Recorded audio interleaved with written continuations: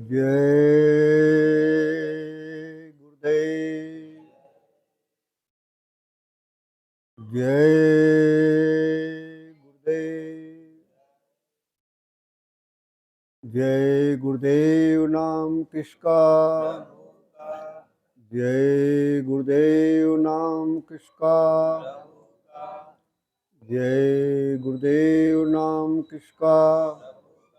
प्रभु का पावन नाम, प्रभु का प्यारा नाम, प्रभु का जागृत नाम। बाबा जय गुरुदेव जी महाराज का कहना है, तन मन करता कौन खराब, क्या खाने से होगी भलाई।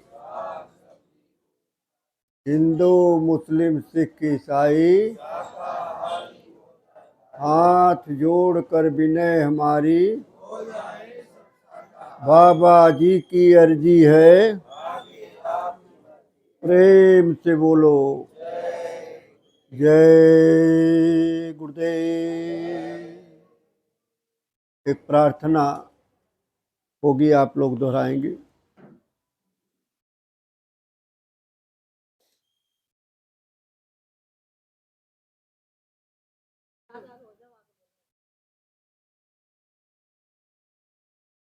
अरे उपेंद्र कुछ कह रहे हैं। उपेंद्र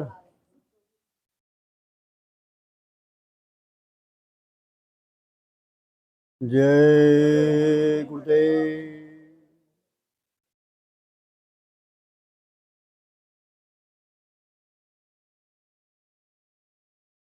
तेरे भरोसे मालिक मेरी जिंदगी है, तेरे भरोसे मालिक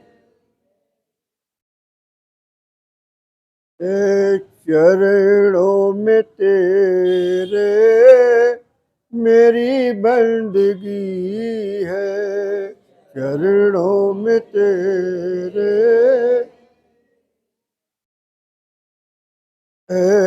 रात दिवस मैं तुमको न भूलूं, रात दिवस मैं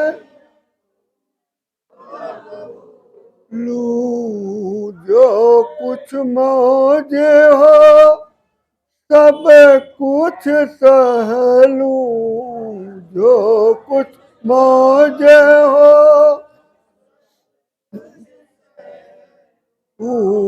टूटे न नाता, यही बंदगी है, टूटे न नाता। तेरे भरोसे मालिक मेरी जिंदगी है, तेरे भरोसे मालिक है, चरणों में तेरे मेरी बंदगी है, चरणों में तेरे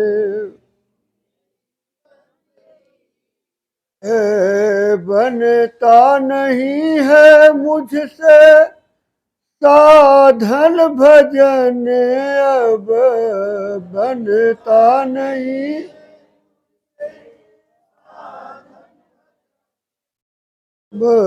चलती नहीं मेरी काबिज है मन पर, चलती नहीं मेरी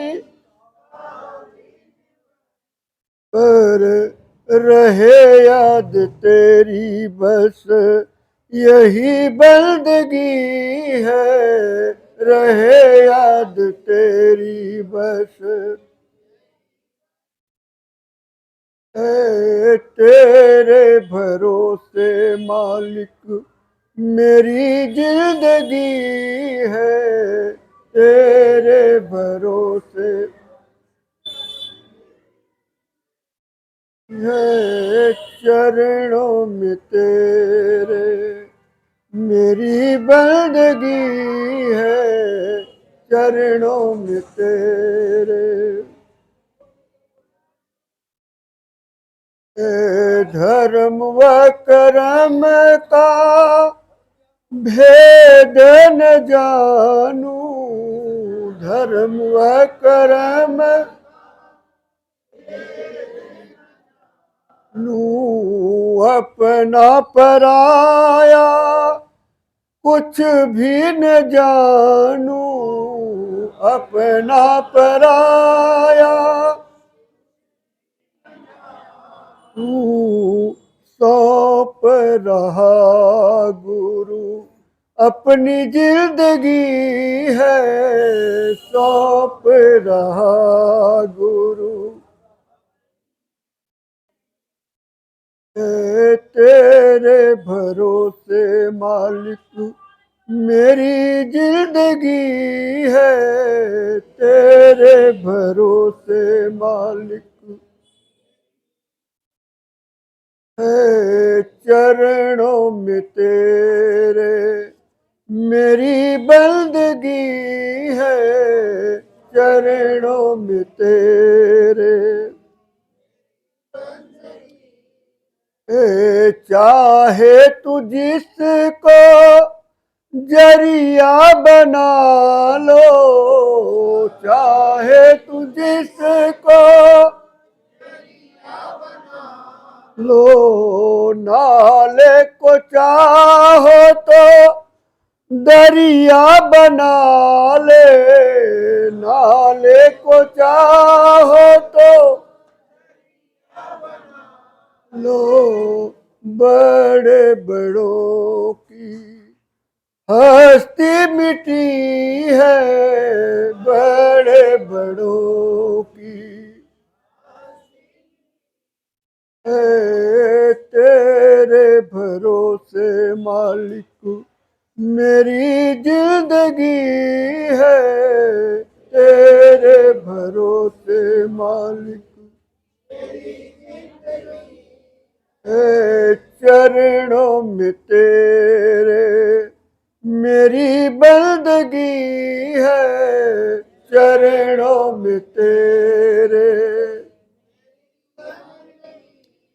प्रकट रूप तेरा मैं संतों में पाऊं, प्रकट रूप तेरा मैं जय गुरुदेव स्वामी बलि बलि जाऊं, जय गुरुदेव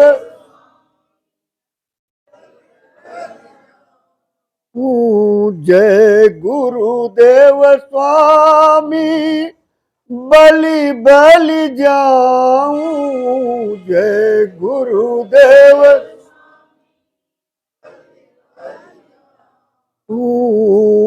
बाने से पहले बड़ी गंदगी है, पाने से पहले है तेरे भरोसे मालिक मेरी जिंदगी है, तेरे भरोसे है चरणों में तेरे। मेरी बंदगी है चरणों में तेरे। है चरणों में तेरे। मेरी बंदगी है चरणों में तेरे। जय गुरुदेव।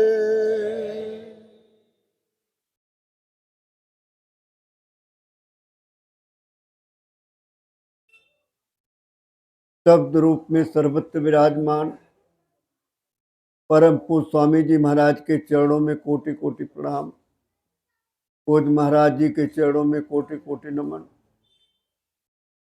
हमारे सभी आए हुए सत्संग प्रेमी सत्संगी भाई बहन सबको सादर जय गुरुदेव। बड़ा सौभाग्य है जो हम आप सब लोग आज भारत बिहार के इस मकान के छत पर गुरु महाराज के सत्संग वचन को सुनने के लिए एकत्रित हुए हैं। आज दिनांक 28 जनवरी 2024 है।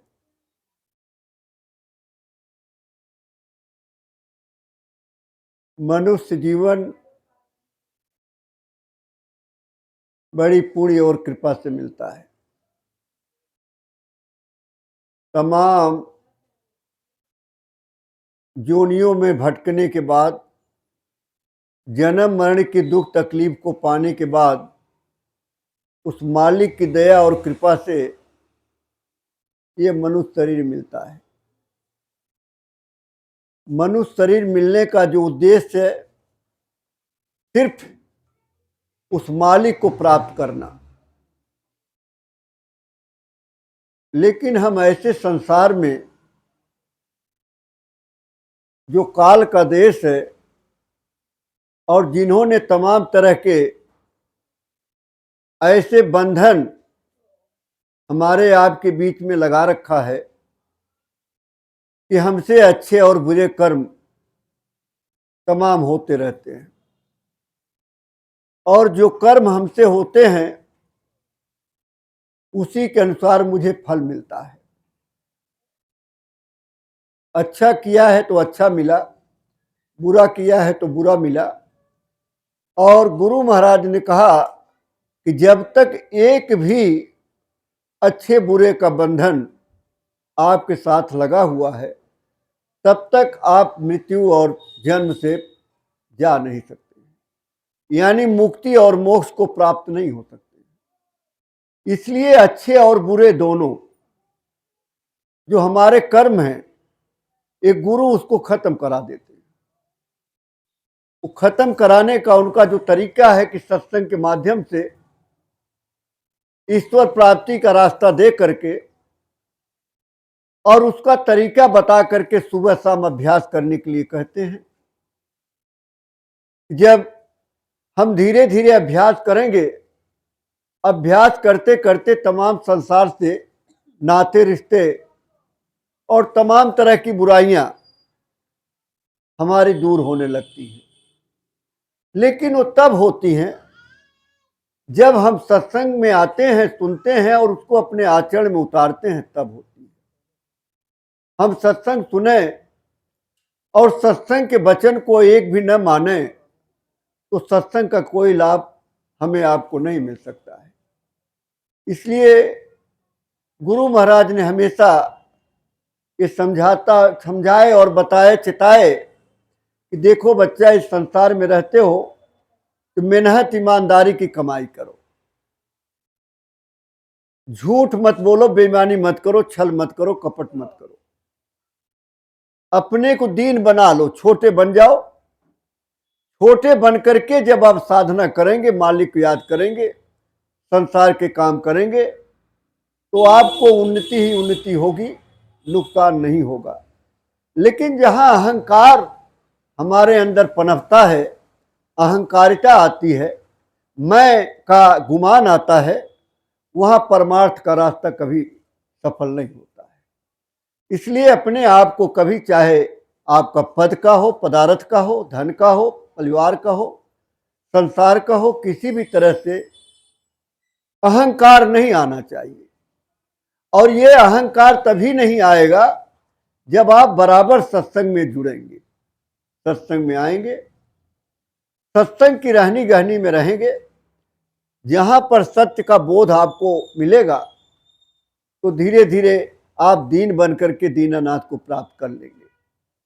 इसलिए गुरु महाराज ने जो 60 वर्ष तक परिश्रम किया है, उन्होंने अपने लिए नहीं, अपने लिए तो जवानी तक किया कि गुरु की खोज की, गुरु को खोजने में जवानी लगा दिया।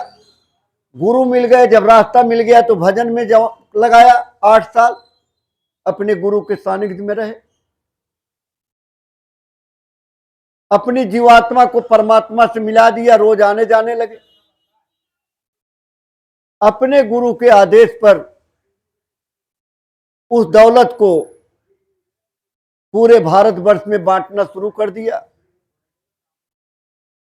थोड़े समय के बाद कहा कि मेरे पास तो समय है नहीं, तो लाउड स्पीकर से लुटाना शुरू कर दिया कि राम नाम की लूट है और लूट सकें सो लूट, अंतकाल पछताएंगे जब प्राण जाएगा छूट। जब ये प्राण निकल जाएगा इस शरीर से, ये साधन आपका चला जाएगा, तो जीवात्मा तड़पती रह जाएगी, उसका कोई लाभ नहीं। का वर्षा जब कृषि सुखाने, खेती सूख जाए, खूब बारिश, तो उसका क्या लाभ है।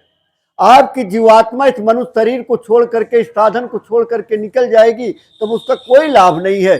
फिर उसको तकलीफ के अलावा कुछ नहीं मिलेगा। 84 लाख जोनियों में जन्म मरण के अलावा उसे कुछ नहीं मिलेगा। और भी कुछ गलत काम हो गया तो उसकी सजा अलग से मिलेगी, जो लाखों बरस तक उस सजा को भुगतना पड़ता है। यहां तो 100 बरस उम्र नहीं, लेकिन लाखों बरस एक एक कर्म को काटना पड़ता है, एक एक बुरे कर्म को जो सजा मिलती है। कितने बरस लगेंगे? करोड़ों बरस का कहा गया, करोड़ों करोड़ों बरस तक ये जीवात्मा तकलीफ पाती है। तब किसी महात्मा का स्पर्श हो जाए, किसी तरह से कोई उनके साथ मिलन हो जाए, तो मनुष्य शरीर में आ जाता है। जैसे महात्मा चलते हैं, उनके पैरों के नीचे जो कीड़े आ जाते हैं, वो भी मनुष्य शरीर में आ जाते हैं। गुरु महाराज ने अपने गुरु महाराज का जो मंदिर बनाया है मथुरा में, बोले इसकी मुरेर से जो पक्षी उड़ के जाएगा वो भी मनुष्य शरीर में आ जाएगा। ये महात्माओं की दया है, कृपा है, जो आज पॉपुलेशन इतनी बढ़ रही है। इतने रुकने के इंतजाम होने के बावजूद भी पब्लिक कम नहीं हो रही है। क्यों नहीं हो रही है? कि महात्माओं की धार बह रही है कि ज्यादा से ज्यादा जीव साधना करके अपने घर चले जाएं। लेकिन अब हम नहीं करेंगे तो उसका क्या लाभ होगा। इसलिए हमें बराबर सुबह शाम जो ये बताया गया है कि सुमिरन ध्यान भजन की जो क्रिया बताई है, ये नित्य करना चाहिए। और आपके हजारों काम को, लाखों काम को छोड़ करके एक अपना निशाना होना चाहिए कि मुझे सुमिरन ध्यान भजन बगैर किए कोई काम नहीं करना चाहिए। लेकिन हम अपने संसार के काम को आगे रखते हैं कि अरे ये रह गया, ये रह गया, ये कर लेंगे। फिर सत्संग की बात आती है तो ठंडी बहुत पड़ रही थी, कैसे निकले? कंबल में से निकलने का मन ही नहीं लगता। हीटर लगा दिए, गर्म लग रहा, बढ़िया आनंद आ रहा है। कितने दिन का आनंद है? अरे जब बिजली बंद हो जाएगी, उपकरण बंद हो जाएंगे, तो इसी सर्दी में तो चलना पड़ेगा। और सर्दी में क्या काम बंद हो गए? कोई रेल बंद हो गई, बस बंद हो गई, सड़क पे आदमी चलना बंद हो गया, कारोबार बंद हो गए, दुकानें बंद हो गई। लेकिन नहीं, आप आलसी हो गए हैं, क्योंकि आपको और कोई काम नहीं, सिर्फ सत्संग में जाना है, इसलिए आलस आ गए। सर्दी बहुत है, सर्दी में निकला नहीं जाता। आप तो कमरे में रहते हो, मकान में रहते हो। जाओ दिल्ली में घूमो, आपको ऐसे ऐसे लोग मिल जाएंगे जो चद्दर भी नसीब नहीं है, कोई बांटने वाला 70 रुपए वाला कंबल हल्का दे दिया तो शायद ओढ़ करके सड़क पे पड़ा हुआ मिलेगा आपको। इधर हनुमान मंदिर जो जमुना बिहार में है, उधर चले जाओ, बहुत मिल जाएंगे। निगम बोध घाट के अगल बगल में बहुत मिल जाएंगे। जगह जगह रैन बसेरे बनाए सरकार, उसमें भी ओढ़ने बिछाने का नहीं है। खाना भी नहीं नसीब होता है। आप तो 2 टाइम खाना खाते हो, अब खाने लगते हो तो कहते हो धनिया फनिया बढ़िया आई है, टमाटर डाल के चटनी बनाओ चटकारेदार, ठेल के खा लेते हो, तान के सो जाते हो। काहे के भजन करो? बड़ा कठिन है, बड़ी कठिन है डगर पन घटी। आसान नहीं है, बहुत कठिन है। लेकिन जब लग जाओगे तो इतना सरल है कि पूछो, बहुत सरल। गुरु नानक देव जी से जब पूछा किसी ने कि कितनी देर में परमात्मा मिलता है, वो धान लगा रहे थे तो एक पौधा उखाड़े और लगाए, बोले बस इतनी देर में मिलता है कि अपने मन को जीवात्मा के साथ लगा दीजिए, इतने भगवान मिल जाता है। भगवान को मिलने में देर नहीं होती। हमको उनको पाने के लिए प्रयत्न करने में देर होती है, कोशिश करने में देर होती है। तड़प में देर होती है। तड़प तो आती ही नहीं, तड़प तो हमारे परिवार के लिए आती है, बच्चों के लिए आती है, धन के लिए आती है। आज दिहाड़ी चली गई, बताओ घर में कैसे क्या होगा। जो प्रारब्ध का है वो तो आपको मिलेगा, रोटी नसीब में है जरूर मिलेगी, ऐसा नहीं मिलेगा। कर्म तो करना है, मैं ये नहीं कह रहा हूं घर में बैठे रहो। आप घर में बैठे रहोगे तो रोटी कहां से खाओगे, काम तो करना पड़ेगा। लेकिन एक हफ्ते में 6 दिन आप काम में लगा दीजिए, 7वें दिन परमार्थ के लिए तो लगा दीजिए, अपनी जीवात्मा के लिए लगा दीजिए। पहले तो ज्ञान ही नहीं था, अनजान थे। भाई पानी चढ़ा दिया, दुर्गा पूज लिया, देवी पूज लिया, राम को कृष्ण को, रामायण पढ़ लिया, गीता पढ़ लिया, भागवत सुन लिया, यज्ञ करा ली, हवन कर दिया, यही सब थे। लेकिन ज्ञान ही नहीं था इसलिए करते थे। लेकिन जब ज्ञान हो गया तब भी उसी में लगे हुए हैं। गुरु महाराज ने तो इतना समझाया कि बच्चा इस मनुष्य रूपी मंदिर में बैठ करके जब चलोगे तो जब साधना आपकी बनने लगेगी तो यहीं से बैठ करके सब देखो, स्वर्ग देखो, वैकुंठ देखो, राम को, कृष्ण को, देवी को, देवता को, तब उनको देखो। कैसे देखोगे, मंदिर में जाकर के तो मिलने वाले नहीं।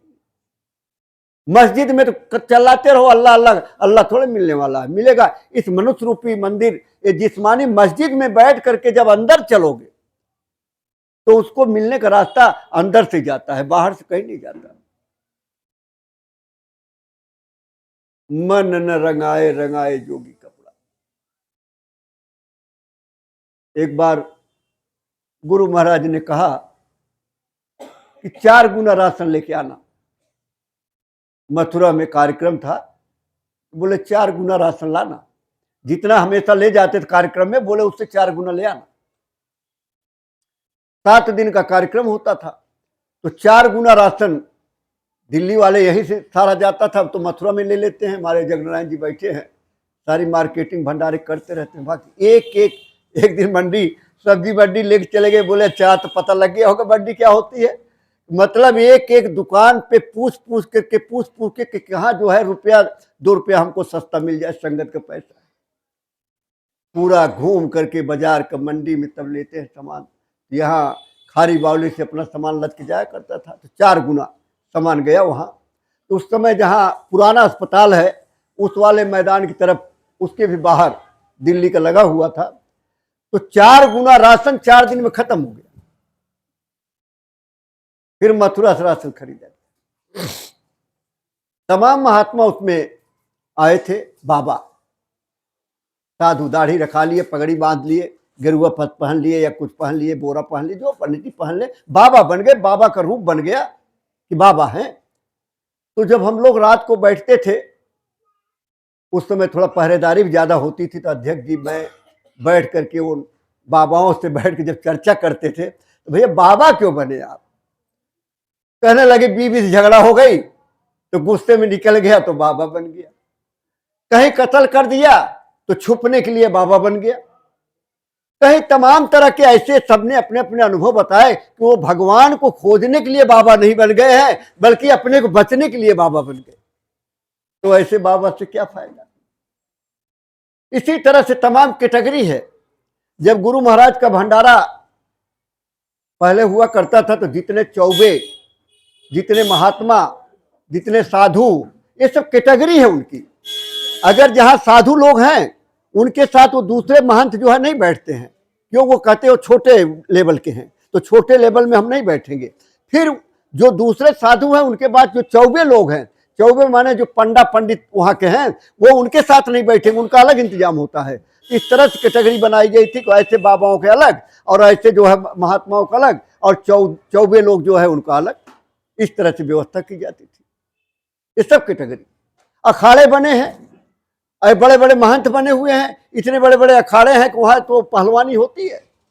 जैसे हमारा इलेक्शन प्रधानमंत्री के लिए होता है, एमपी एमएलए बनते हैं, ऐसे अखाड़ों में इलेक्शन होता है जबरदस्त। लेकिन भगवान को पाने का पावर, साधना किया होगा, पावर है, लेकिन जीवात्मा को परमात्मा से मिलाना उनका ही नहीं मिला है तो आपका नहीं मिला सकता। एक बार मैंने बताया था कि सत्संग में कि 4 दोस्त थे और कहने लगे चलो बाबा बन जाते, साधु बन जाते। तो क्या रखा संसार? बड़ा जो है, कहीं मुर्दा लेके चले जाओ श्मशान घाट पे, इतना वैराग्य पैदा हो जाता है। हर क्या है जिंदगी, देखो फलाने के जवान लड़का चला गया, इतना विवेक पैदा हो जाता है। लेकिन जैसे श्मशान घाट से बाहर आते हैं सारा विवेक खत्म हो जाता है। बल्कि आजकल तो बिजनेस की बात होने लगती, मिल जाते हैं तो बोले अरे बड़े दिन बाद मिले हो, क्या हुआ, फिर ये वो और 3-5 और ये सब चर्चाएं होने लगती। वैसे फुर्सत ही नहीं किसी को। चारों साधु बनने के लिए निकल गए पहाड़ों में, घूमते घूमते घूमते घूमते अब ऐसा है दृश्य देखते देखते एक जो है उसमें से भटक गया। रास्ता पहाड़ कहीं इधर से उधर गया हुआ, तो कोई इधर चले गए, वो इधर चला गया। सुंदर देख रहा था तो भटक गए, सोचा इधर गए होंगे तो इधर से चला गया। बड़ा परेशान हो गया, दोस्त लोग मिले नहीं। अब चिंता हो गई कैसे घर पहुंचू, कहां जाऊं, चलता रहे कोई रास्ते नहीं मिले, अंधेरा होने को आ गया। देखा कहीं एक कुछ नजर आ रहा है, गया वहां तो एक बाबा साधक थे, बहुत बाबा कंदराओं में बैठे हुए हैं, खाते नहीं, महीनों खाते नहीं, घास उखाड़ के खा लिया, पत्ता उखाड़ के खा लिया, फल खा लिया, यही सब खाते हैं, साधना करते। जब आदमी साधना करता है तो साधना से भूख नहीं लगती। गुरु महाराज ने कहा था कहना नहीं मिलेगा तो मैं बताऊंगा कि एक दिन खा लोगे तो अब तो भूख नहीं लगेगी। तो क्या था ये साधना, जब साधना करोगे तो भूख नहीं लगेगी। साधना से ही, भजन से ही पेट भर जाता है। महात्मा जी ने देखा, कहने लगे रे बच्चा तुम कहाँ घूम रहे हो। अरे कहने लगे बाबा हम साधु बनने के लिए निकले थे, 4 दोस्त, अब हमारे दोस्त जो है वो बिछड़ गए। बोले साधु बनोगे बाबा, बनोगे? अरे बोले नहीं बाबा, हमको तो बस घर पहुंचा दो किसी तरह से, रास्ता बता दो। बोले तो रात हो गई, कहां जाओगे, भूख लगी है? अरे बोले भूख तो बहुत लगी है। बोले घास उखाड़ के खा लो। तो घास उखाड़ा और घास को खा लिया। बोले वो घास उखाड़ो और बिछा लो, उसे सो जाओ। तो इतना स्वादिष्ट खाना, और वो घास उखाड़ के बिछा करके जब सो गए तो डल्ला फेल, इतना आनंद, बहुत बढ़िया नींद लगी। दिन भर थका हुआ था घूम घूम करके, सो गया। सवेरे उठा, महात्मा जी ने कहा कि अरे बच्चा बाबा बनोगे? अरे बोले नहीं बाबा, बस मुझे तो किसी तरह घर पहुंचा दो, बाबा बाबा नहीं बनना मुझे।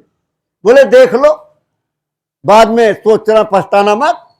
बोले नहीं नहीं, बस मुझे तो घर पहुंचा। अब घर की चिंता लग गई। बैठ जाओ, आंख बंद कर लो, जब तक कुछ सुनाई न दे तब तक आंख मत खोलना, जब कुछ सुनाई दे तब आंख खोलना। तो आंख बंद कर लिए, आंख बंद करके थोड़ी देर बैठे रहे, तब तक जो है घंटा घंटा घंटी की आवाज सुनाने लगी।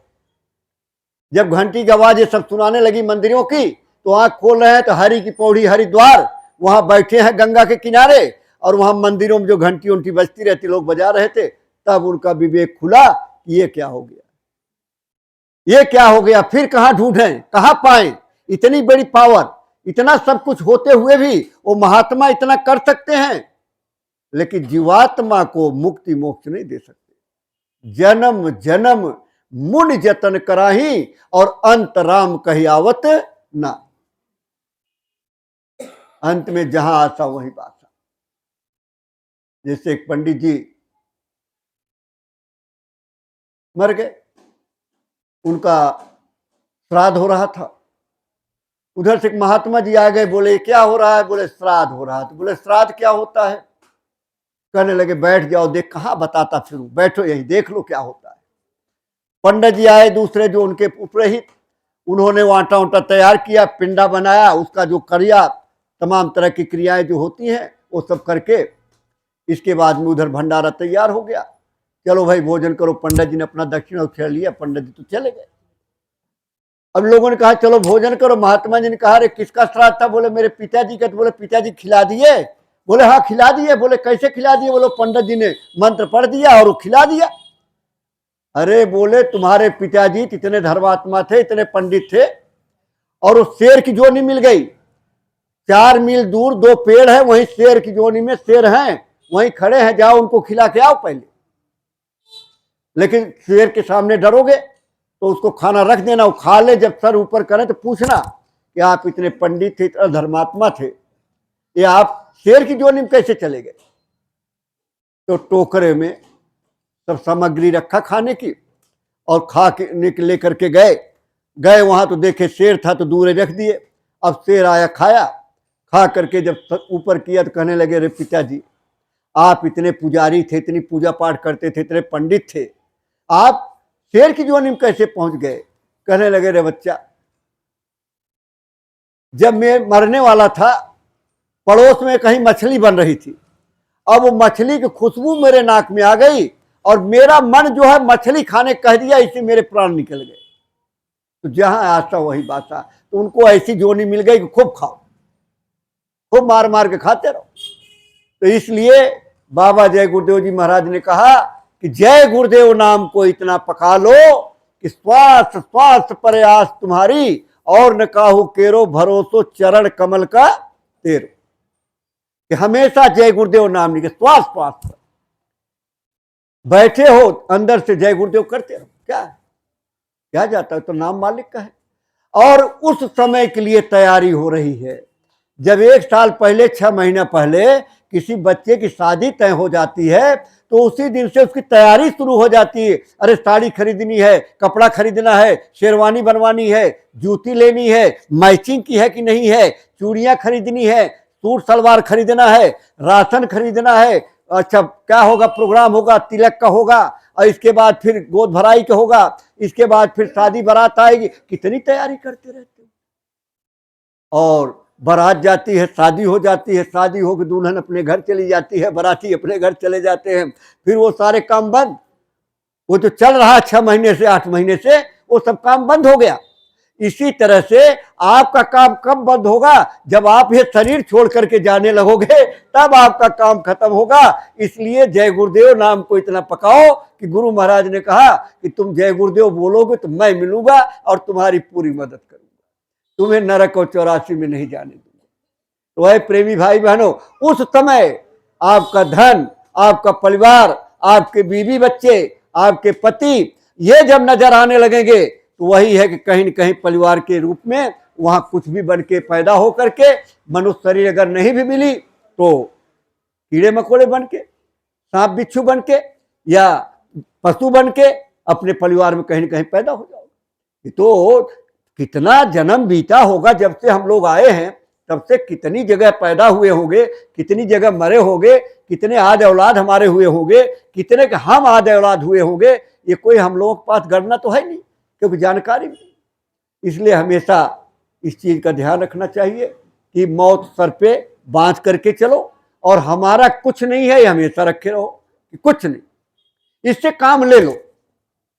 ये शरीर भी आपका नहीं है, इस शरीर में रहते रहते आपको अपनी जीवात्मा काम करना है। इसलिए इस शरीर से भी उतना काम ले लो जितना जरूरी है,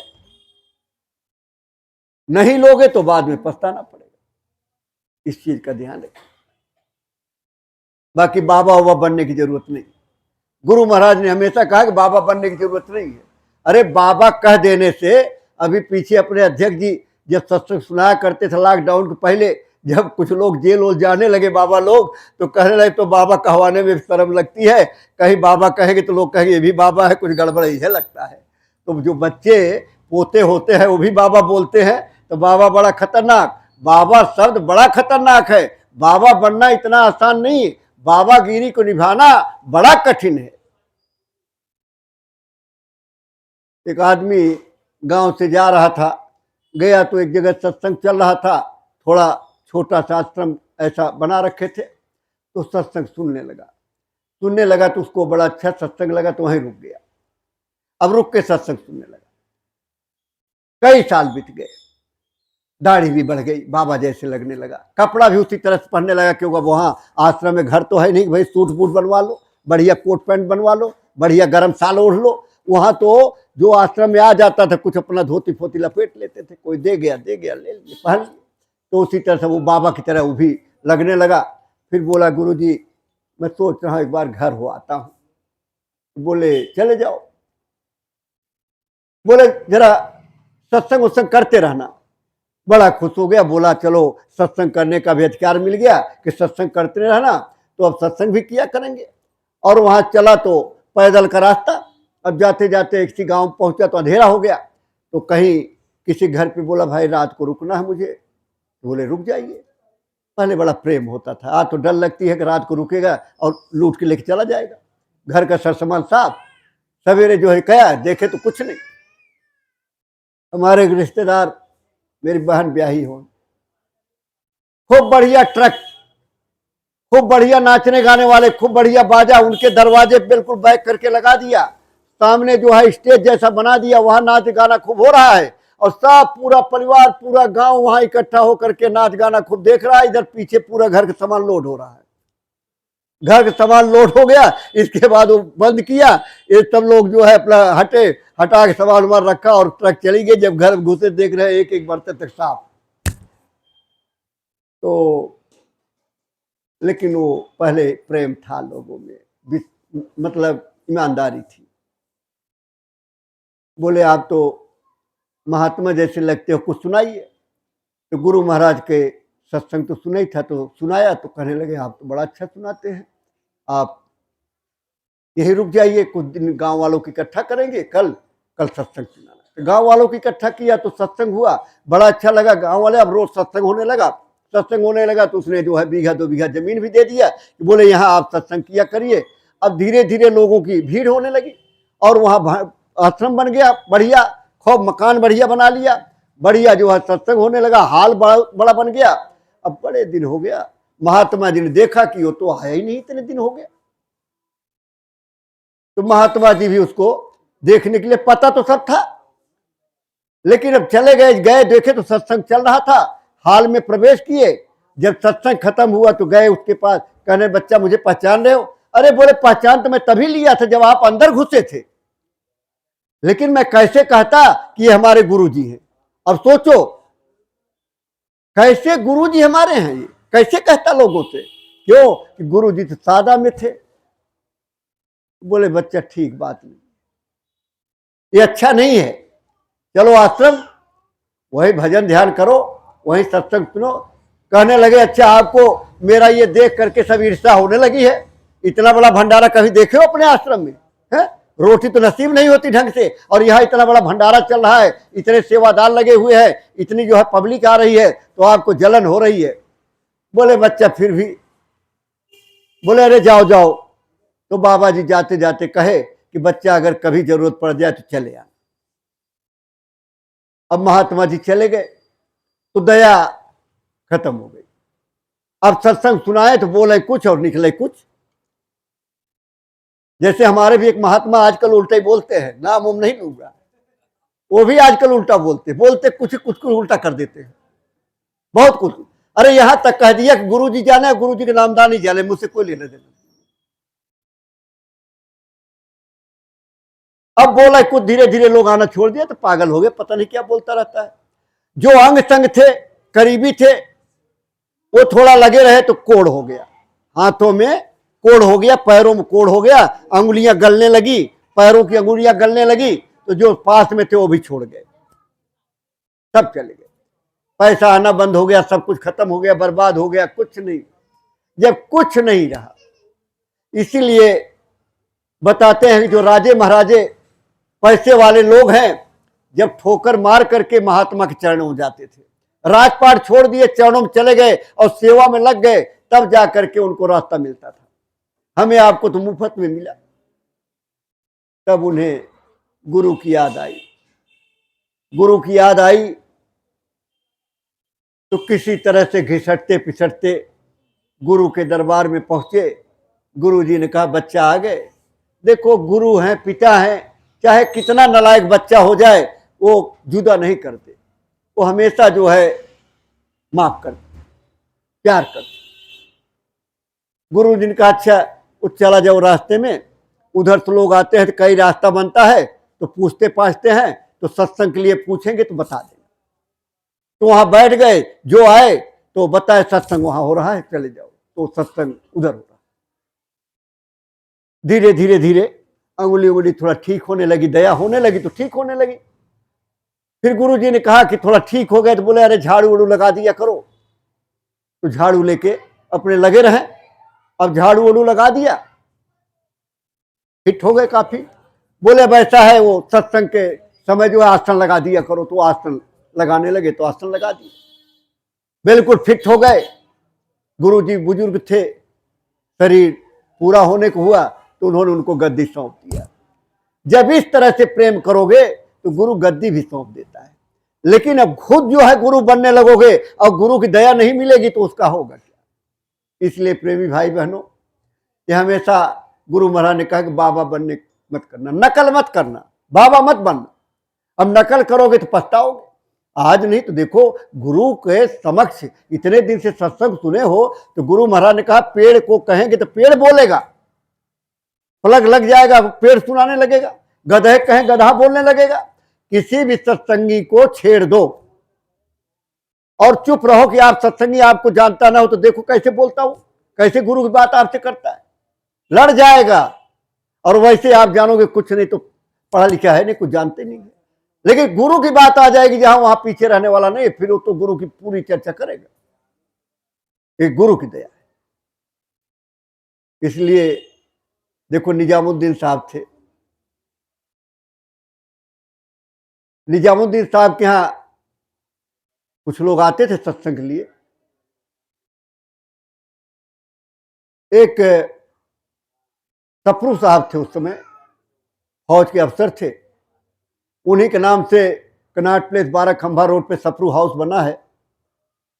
तो नौकर हमेशा कहता था, देखो हम लोग भी किसी बड़े आदमी, बड़े माने पैसा वाला, कोठी वाला जो होता है, सेठ साहूकार होता है, उसके पास जाते हैं तो हम सोचते ये भी चले जुड़ जाए। हम बड़ा भाव देते हैं, चाहते हैं कि ये भी चले जुड़ जाए, कहते रहते हैं। वो अपने मालिक से कहता रहता, चलो जो है गुरु महाराज के दर्शन कर लो, सत्संग सुनो। वो बोलते थे हमारे पास समय नहीं। जैसे हमारे बड़े भाई हैं कि उनको इतवार को, शनिवार को फोन करे तो अरे कल तो बड़ा काम है, कल यहाँ जाना है, वहां जाना है, वहां जाना। अब मान लो इतना काम जोड़ के बैठे हो और 105 डिग्री बुखार हो जाए और यहाँ चारपाई से उठा न जाए तो करोगे काम क्या? काम होगा? नहीं होगा। तो कम से कम यही सोच लो कि इतवार को बुखार हो गया है, बाबा जी कहते थे अपनी आत्मा की दवाई करने जा रहा हूं, छुट्टी नहीं दे रही, लिख दो एप्लीकेशन कि मैं डॉक्टर के पास जा रहा हूं, मेरी आत्मा बीमार है, इलाज कराने जा रहा हूं।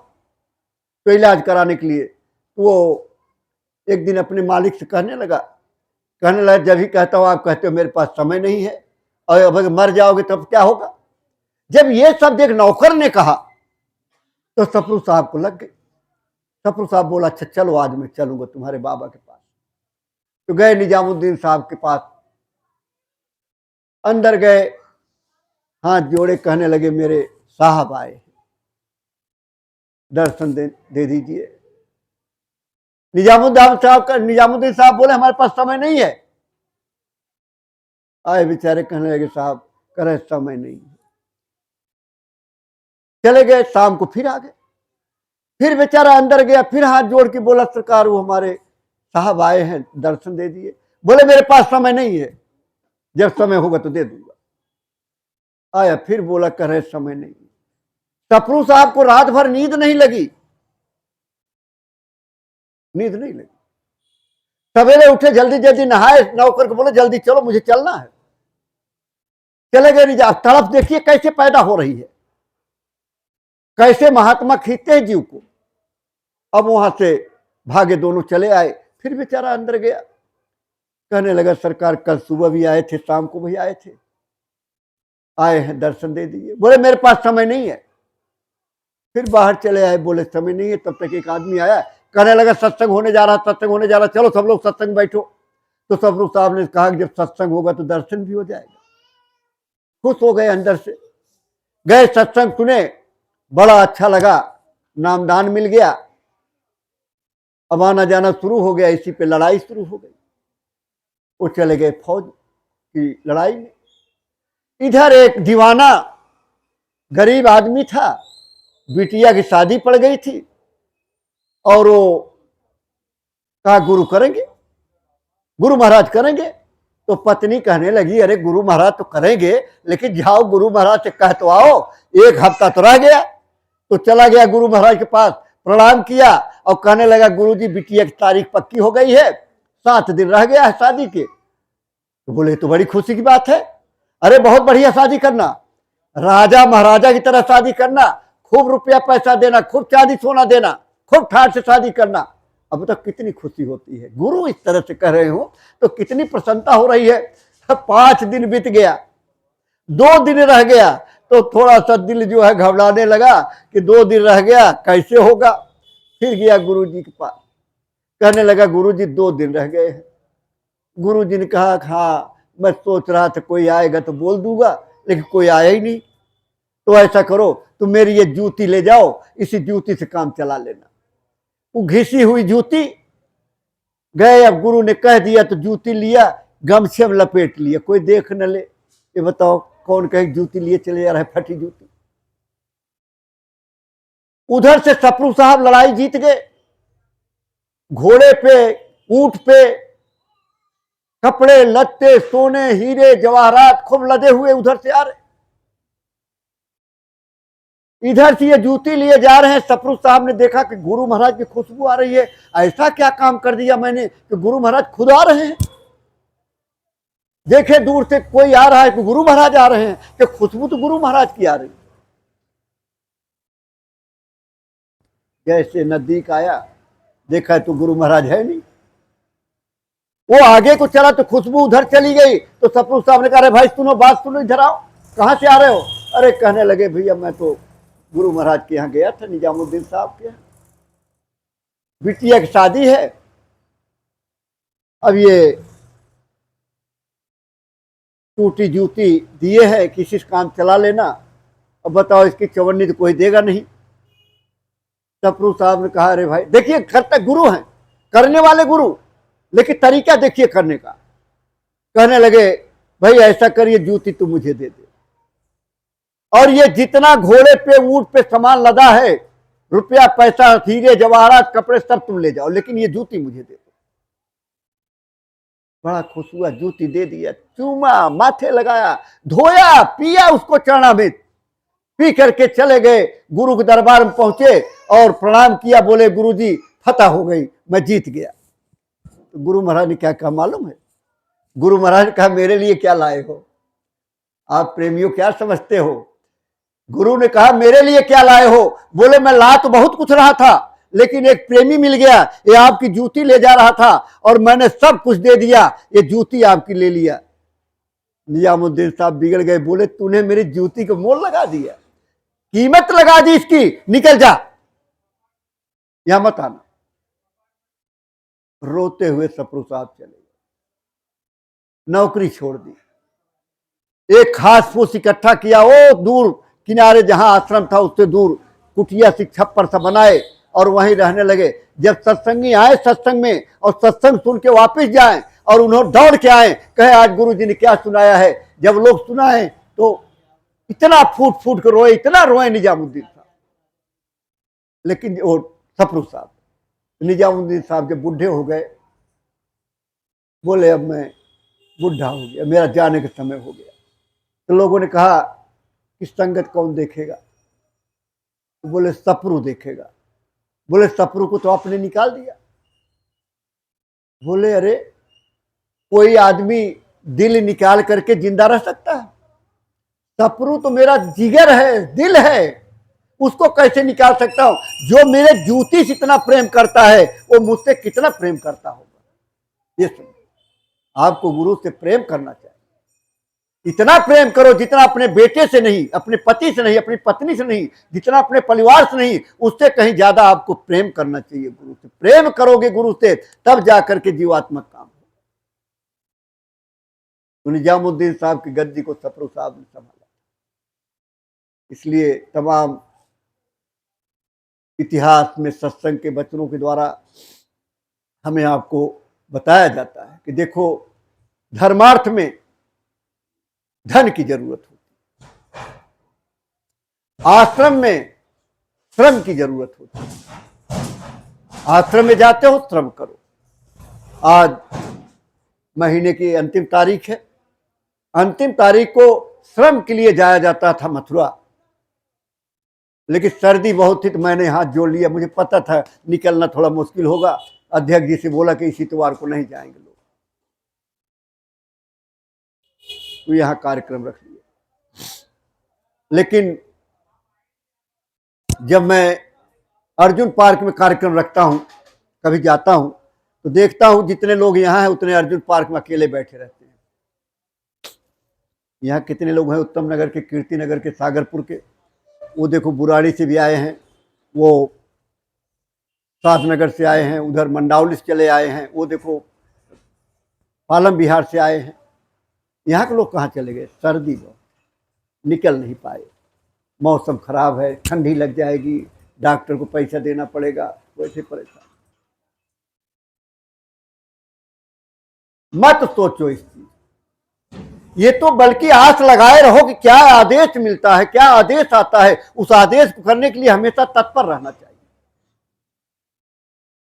अरे जब राजा हरिश्चंद्र ने सपने में राजपाट दान दे दिया था, आपको तो गुरु ने आदेश दिया है। गुरु महाराज ने अपने हाथ से सेवा लिखा करते थे प्रेमियों की, और तमाम प्रेमी, मैंने सुनाया था आपको कि यही रामलीला मैदान में जब गुरु महाराज सेवा लिख रहे थे तो जिसने कहा 10,000 उसका गुरु महाराज ने लिखा 1,000, और जिसने कहा कुछ नहीं तो उसका लिखा 3,000, किसी का 5,000, किसी की 1,100, किसी की 1,122, ऐसे जो मर्जी आया लिख दिया गुरु।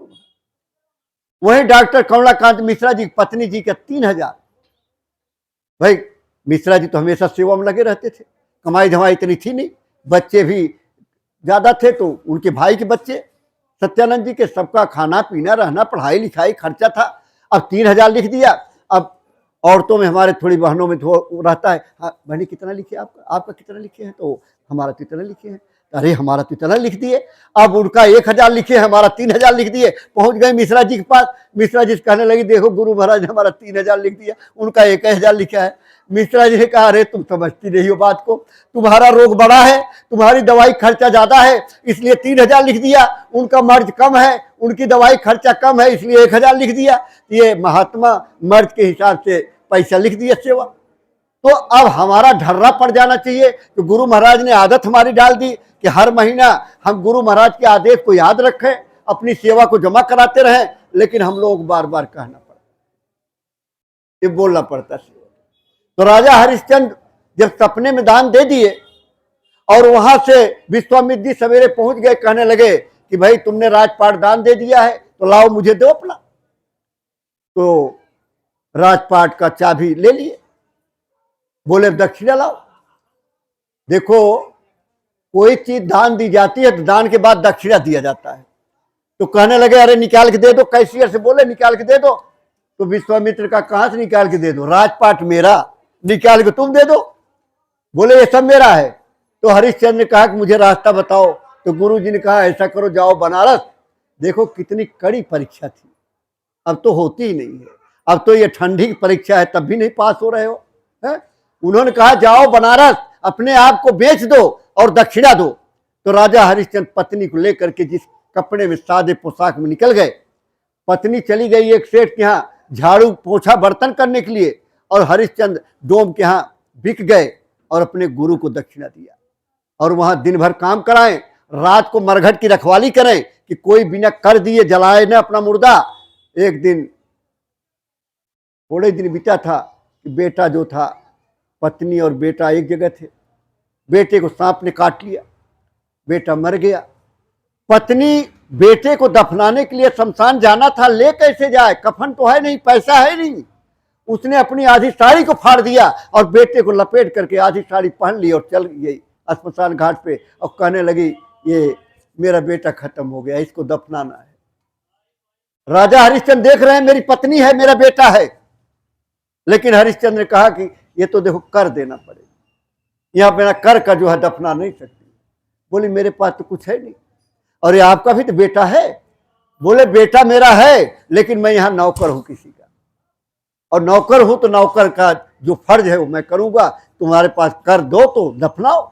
तो बोले मेरे पास तो कुछ नहीं है, मैंने तो अपनी आधी साड़ी फाड़ करके और अपने बच्चे को लपेट करके लाई हूं। तो राजा हरिश्चंद्र ने कहा कि वो आधी में से आधी फाड़ के मुझे दे दो, मैं अपने मालिक को दे दूंगा कि ये कर है उसके पास कुछ नहीं था, और जो है तुम अपने दफना लेना। जैसे आधी साड़ी में से आधी फाड़ना शुरू किया, फूलों की बरसात शुरू हो गई, ब्रह्मा विष्णु महेश वहां प्रकट हो गए और कहने लगे धन्य है राजा हरिश्चंद्र। आज इतिहास बन गया। आज राजा हरिश्चंद्र का इतिहास कहा जाता है कि ऐसे दानी थे कि सपने में देखा हुआ और दान और दे दिया अपने गुरु को। और आप लोग जो है कहते हो कि जब देखो धन धन धन धन धन धन धन धन, सेवा सेवा सेवा सेवा सेवा सेवा। अगर परमार्थ बनाना है तो प्रेमियों सेवा तो करनी पड़ेगी, चाहे वो तन की सेवा हो, चाहे धन की सेवा हो और चाहे मन की सेवा हो। अगर ये तीनों सेवा नहीं लगाओगे तो परमार्थ कभी नहीं बनेगा, जीवात्मा का जीवन मरण खत्म नहीं। एक माध्यम है, एक तरीका है इस चीज को, ये मार्ग ऐसा है कि बिना इसके काम नहीं होगा, क्योंकि लाखों लाख बरस का हमारा लेन देन पड़ा हुआ है। इस लेन देन को कैसे जो है किया जाएगा, तो महात्मा गोरख धंधा करा देते हैं। कभी भंडारा चलवा दिया, झाड़ू लगवा दिया, दरी बिछवा दिया, तमाम सेवा करवा दिया, खाना खिलवा दिया और ये लगा दिया सामान खरीदवा दो, वो सामान खरीदवा दो, ये कर दो, यहाँ कर दो, गौओं खिला दो। इस तरह तरह की सेवाएं जो है लगा दी और हमारे कर्म कर्जा को खत्म करा दिया। और कर्म कर्जा खत्म हो जाएगा तो हमारी जीवात्मा पाक साफ हो जाएगी। और उन्होंने कहा ही है कि जिसको नामदान दिया हूं उसकी संभाल मैं करूंगा। और जो पूज्य महाराज जी के नामदानी है और जो पूज्य महाराज जी ने बताया है उसको अपना करना है। लेकिन सेवा सबकी एक ही तरह है, चाहे वो महाराज जी का नामदानी हो और चाहे गुरु महाराज का नामदानी, सबकी सेवा एक तरह। इसलिए हमेशा इस चीज का ध्यान रखना चाहिए कि हम लोगों को कभी कब कोई आदेश आ जाए तो आगे पहुंचना चाहिए कि हमको भैया हमारी सेवा लिखी, हमारी इतनी सेवा है, हमारी सेवा लिखी। ये सब हम लोगों को करना चाहिए। देखिए पूज्य महाराज जी कितना मेहनत कर रहे हैं। आप जाड़ा देख रहे हो और वो घूम रहे हैं, रोज घर बदलते हैं, रोज उनके साथ जो प्रेमी चल रहे हैं, रोज घर बदला जा रहा है। कपड़े कैसे धोते हैं, नहाते कैसे लोग हैं, कैसे खाना खाते हैं, इस तरह तरह के कितना क्या बड़े आराम से है। वो आराम से नहीं है, ये संकल्प करके निकले हैं मुझे काफिले में चलना है और वहां सेवा कर रहे हैं। बैठता कोई नहीं, वहां रोटी मुफ्त की नहीं खाते, मुफ्त की रोटी मत खाना, आप भी मत खाना। सब काम करते हैं, गांव गांव जाके प्रचार करते हैं, सत्संग करते हैं, प्रेमियों को बताते हैं तो लोग आते हैं महाराज जी के पास, सत्संग सुनते हैं, फिर ईश्वर को पाने का रास्ता मिलता है। गुरु महाराज के संदेश को जन जन तक पहुंचा रहे हैं। छत्तीसगढ़ हो गया, झारखंड में, अब इसके बाद पश्चिम बंगाल, उड़ीसा का, और इसके बाद फिर लौटेंगे आपके बिहार में पटना में और आपके छपरा में। उसके बाद आएंगे बलिया करते करते फिर 17 मार्च को लास्ट कार्यक्रम है शायद उन्नाव में। और उसके बाद अपने मथुरा आश्रम पे आएंगे। अपना होली का कार्यक्रम जो 24, 25, 26 3 दिन का कार्यक्रम है। लेकिन साथ में मुक्ति दिवस का कार्यक्रम 23 मार्च को होता है, तो वो भी जुड़ गया है कि 23, 24, 25, 26 4 दिन हो गया। तो आप यहाँ कोई परिवार का अपना झंडा कर देगा, आप एक दिन पहले पहुंच जाओ और वहाँ जो है शामिल हो जाओ, मुक्ति दिवस में शामिल हो जाइए। उसके बाद फिर ये कार्यक्रम खत्म होते ही नेपाल के लिए रवाना होने का प्रोग्राम है। तो बैठने वाले तो हैं नहीं, इसलिए प्रेम भाई बहनों, जो भी आदेश निर्देश आता है उससे हमें लोगों को करना चाहिए। देखो दिल्ली के भंडारा बराबर कार्यक्रम में चल रहा है, काफिला में चल रहा है, तमाम खर्चे उसके आते हैं, आप ही हम देते हैं, आप ही हम करते हैं, हम ही लोगों से होगा। 7.5 लाख रुपए की गाड़ी कहां से आएगी? सोचते सोचते आ गए, लेकिन अब आदेश हुआ है लाख की। तब तक गुरु महाराज ने कहा अच्छा लाओ फोन मुझे दो। अब फोन ले, अरे बच्चा तुम लोगों से बोलना, बाकी मैं बोल दूंगा। फिर बबलू भैया पकड़ा दिए। बबलू भैया बोले लो भैया कह रहे हैं कि तैयार भी लो। अब सोचियो स्थिति। अच्छा हाँ सुनो, कह रहे हैं कि वहां जन्माष्टमी है परसों और वहीं लेके आना जयपुर में। अब सोचिए कल का बीच में दिन है और परसों जन्माष्टमी पे लेके आना। विजयपाल जी ने सभी प्रेमियों को फोन किया, सभी सत्संगियों को, जैसे ही हो, जिस तरह हो, कर्जा उधार लाओ। जब आपकी गाड़ी में बैठे तो बबलू भैया ने फोन किया, बोले स्वामी जी आपकी गाड़ी में बैठे। ये आप ही लोगों ने किया था। ये होती है दया गुरु की कि 23 लाख रुपया, कहा 23,000 इकट्ठा नहीं, कहा 23 लाख रुपया आ गया। तो इस तरह से हमें आपको करना चाहिए। अभी आदेश आया है